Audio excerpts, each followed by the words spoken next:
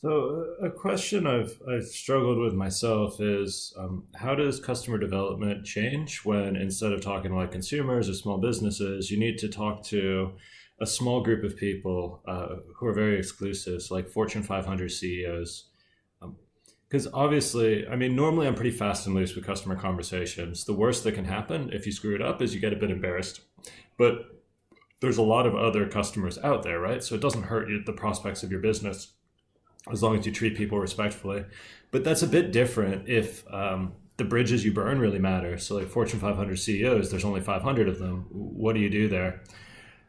In these cases, you want to do a lot more groundwork with industry experts before you try to set up actual customer meetings. It's possible you've got a really close friend who is one of these people or who understands them deeply, but let's assume for now that you don't. So, what I would do is your network is much bigger than you think. So let's say you're a university student or graduate. Anyone who's graduated from your university, or any professor who works there, or any consultant who's associated with the university, or any corporate sponsor who's like a research partner, any of those you have some sort of access to. So what you want to do is very intentionally work your network, not to set up a meeting with the companies, but to learn everything you can about them from people who know their industry and know their business. So switch it from customer conversations to industry expert conversations. And what you want to do is you want to make as many mistakes as you can by talking to non-customers. So figuring out their budget, their legal concerns, their alternate solutions, the motivations of key management members, all of this stuff you can learn from outsiders. Over time, this is going to make you credible. And as you're talking to people, eventually they're going to recognize that you've got what it takes. And you also want to ask them, like, hey, what stage do you think I need to get to before it makes sense for me to meet with this CEO? And they'll tell you, usually they'll go, like, there's no way you can do this without a case study and a really polished prototype.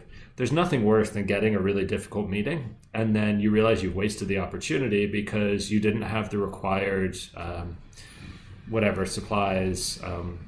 Like you went in there with a proof of concept, but they needed to see a finished prototype, or they needed to see 3 case studies, or they needed to see this security certificate. And it's frustrating, especially because then often you can never get the second meeting.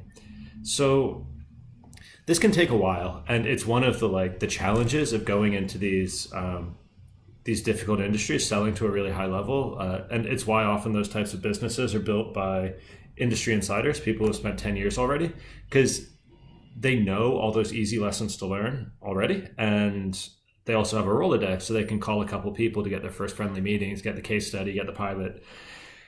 If you are a new entrepreneur and you don't have that experience, you have to build it the hard way, and you basically do that by very intentionally working your network and asking for lots and lots of help. And don't say help me get this meeting. Instead, say help me understand what I need to achieve in order to kick ass in this meeting.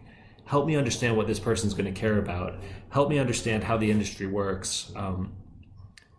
Don't just people get very uncomfortable if you ask them for an intro before you're ready. So don't say, hey, will you introduce me? Say, hey, where do I need to get to for you to feel really excited to introduce me?